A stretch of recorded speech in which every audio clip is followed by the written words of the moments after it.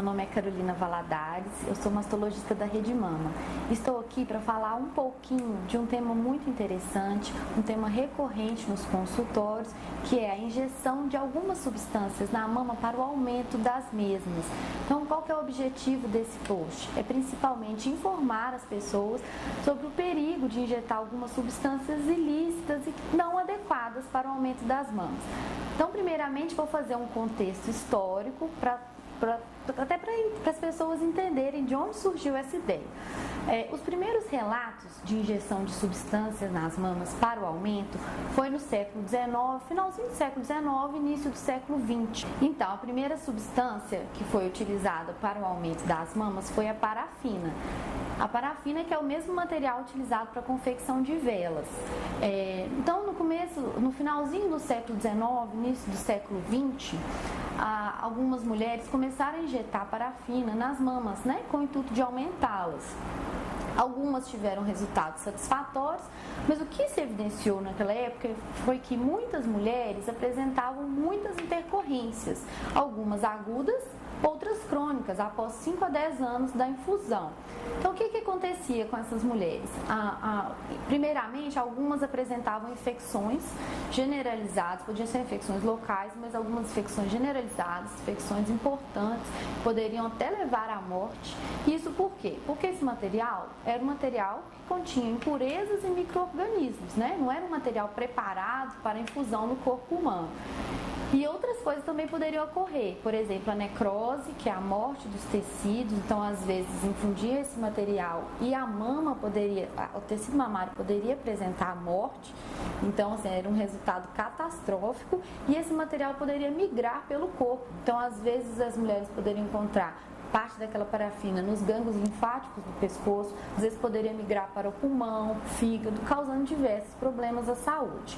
Essa prática ela era muito comum no leste europeu e em países como China, nos países asiáticos, era muito comum, Índia, e essa prática foi abandonada devido aos problemas, né, as intercorrências que eram ocorridas. Depois passou, ao longo dos anos foram passando e descobriram outro material, que é o silicone, né? Os americanos inventaram o silicone no período da Segunda Guerra com fins bélicos, né? Então, o silicone ele era utilizado na fabricação de alguns carros, ele é um excelente lubrificante. Então, tanques de guerra, armamento pesado, o silicone era utilizado para isso. E em todos os países que os Estados Unidos estavam, né, na guerra, na luta, eles levavam esse silicone e um dos países foi o Japão. No final da guerra, né, o Japão estava com a economia já bem prejudicada, com muitas pessoas desempregadas e as mulheres japonesas, elas se viram numa situação de que haviam vários soldados americanos no país e elas queriam chamar a atenção desses soldados, né? Só que o que acontece? A japonesa tem um biotipo menorzinho, né? Elas são mais pequenininhas, têm uma mama menor comparado com as americanas. Então, visando conquistar esses americanos, elas passaram a injetar o silicone nas próprias mamas para aumentar a mama e chamar mais a atenção dos americanos. Mas o que aconteceu? Aconteceu o mesmo problema da parafina, né? Esse silicone industrial é um silicone líquido que não foi feito para isso, né? Então, esse material não é estéril, era um material com diversas impurezas e micro-organismos. Então, as japonesas injetavam esse material no corpo. Algumas eram bem-sucedidas, conseguiam atingir o objetivo, e outras apresentavam diversas complicações. Mesma coisa, infecções, podiam ser infecções locais ou infecções generalizadas, que poderiam até levar à morte das pacientes, necrose, migração desse material. Às vezes, o material, como ele é líquido, ele escorria para o abdômen e causava um efeito estético bem não desejável, né? E aí, só que o que acontece? Isso se disseminou para o mundo e chegou aqui no Brasil. Então, diversas pacientes me procuram, algumas antes de fazer esse procedimento, ainda bem que a gente consegue orientar e desaconselhar em relação a isso, e outras depois, às vezes vários anos após a injeção do silicone, com diversos efeitos colaterais. Mas aí vocês podem me perguntar, por que algumas, né, a gente vê na televisão atrizes, algumas mulheres colocam silicone, tem um resultado muito satisfatório e outras não. Vou explicar a diferença desse material.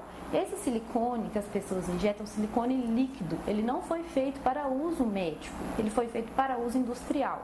Então esse é um material viscoso, é como se fosse um óleo que não foi preparado para isso. Então a partir do momento que o silicone entra em contato com o corpo, ele pode se disseminar, ele é líquido, diferente dos implantes mamários. Os implantes mamários, eu trouxe até um aqui pra gente ver, ó. Tá vendo? Ele é um material feito para isso, né? É uma prótese que a gente vê direitinho, ela tem um envoltório, ela tem um silicone diferente aqui fora que chama elastômero. Esse material foi feito para segurar o silicone dentro dessa estrutura, então ele não migra no corpo. Ó, se a gente apertar aqui, ó, vou apertar a prótese, apertando, não sai líquido por ela, né? A gente só tem extravasamento de líquido quando você tem a ruptura dessa cápsula, né, desse envoltório. Então, por isso que o silicone fica contido na mama. Teve alguma intercorrência, alguma ruptura dessa prótese, a gente retira e troca por uma outra nova, antes que ele migre pelo corpo, né? A chance dele migrar pelo corpo é muito menor do que com silicone líquido. Além disso, uma coisa muito importante, isso aqui é uma prótese só de demonstração, mas essa prótese ela vem esterilizada, ela vem livre de impurezas, livre de micro-organismos, ela vem numa cápsula.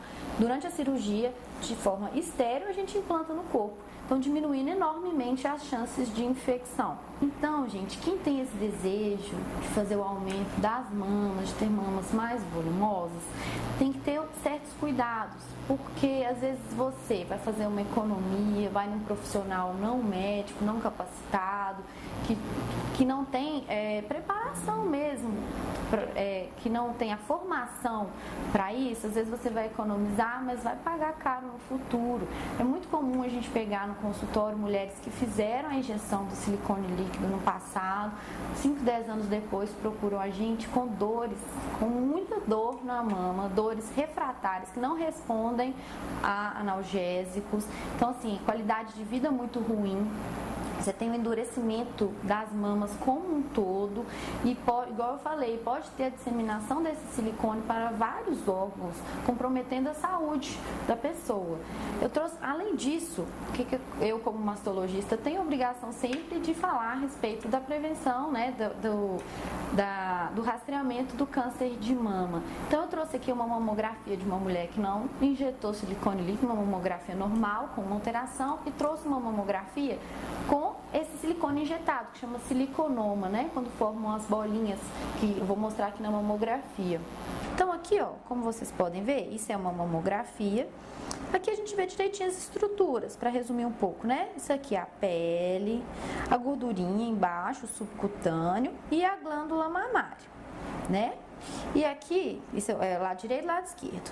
Então aqui a gente vê, ó, pele, gordurinha, glândula, e vocês estão vendo aqui uma lesão suspeita, vendo que é como se fosse uma bolinha branca que se destaca entre o parênquima mamário, entre a glândula. A lesão é essa aqui, ó, vou dar um zoom para vocês. Essa é a lesão. Percebem como a gente consegue ver com nitidez? A gente já bate o olho e fala, olha, tem alguma coisa aqui.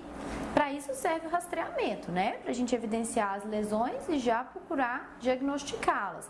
A lesão vista aqui em outra incidência, né? Aqui a gente vê direitinho músculo peitoral, a pele e a lesão. Então, a partir dessa mamografia, a gente vai fazer a propedêutica correta até chegar ao diagnóstico. Essa aqui foi uma paciente minha, claro que ela não está identificada, mas que posteriormente se diagnosticou, se comprovou que era um câncer de mama, né? Agora, olha a diferença da mamografia de uma outra paciente minha também, que não foi identificada, de uma paciente que injetou o silicone líquido nas mamas. Percebem a diferença? Aqui, teoricamente, seria pele. A gente não consegue identificar nem a pele. Tá vendo essas bolinhas? Essas bolinhas são siliconomas, né? Que na verdade, é a organização desse silicone líquido dentro da mama. A gente chama de siliconoma. A mama dela é completamente coberta por siliconomas. A gente não consegue diferenciar as estruturas anatômicas. A gente não consegue ver nem pele, ó. Aqui, a pele está toda infiltrada por silicone. A glândula mamária também. Então, se a gente tivesse uma lesão aqui, não conseguiríamos identificá-la. Se tivesse um câncer aqui no meio, esse câncer passaria desapercebido. Aqui, ó, mesma coisa, tá vendo? O músculo peitoral aqui, que da outra a gente conseguia ver direitinho. Ele é todo chamuscado, a gente não consegue ver a imagem bem definida. Todo infiltrado por silicone. Isso aqui, ó, é um linfonodo, que faz parte, né, do nosso sistema linfático. Esse linfonodo completamente coberto por silicone, que migrou da mama para a axila da paciente. E aqui, ó, olha o tanto de siliconoma que a gente tem. Silicone infiltrando toda a pele, todo o tecido mamário, a gente não consegue identificar nada. Então não tem como fazer, olha só, é muito difícil fazer o rastreamento nessas pacientes. Então, além de ter complicações agudas e crônicas, ainda prejudica no rastreamento do câncer de mama dessas pacientes. Antes de fazer isso, gente, pensa nas consequências. Se quer fazer o aumento da mama, procura um cirurgião qualificado para isso, uma pessoa que recebeu treinamento, que sabe a técnica, que conhece o material, que vai te orientar sobre uma excelente prótese e que vai fazer o trabalho direitinho para evitar problemas no futuro, porque às vezes problemas são difíceis de controlar. Exemplo, silicone migrou para o pescoço, migrou para o pulmão, não tem como a gente reverter esse quadro, não tem como a gente ir lá e retirar esse silicone. Então, eu espero que tenha sido esclarecedor, espero que tenha tirado todas as dúvidas e vejo vocês nos próximos posts.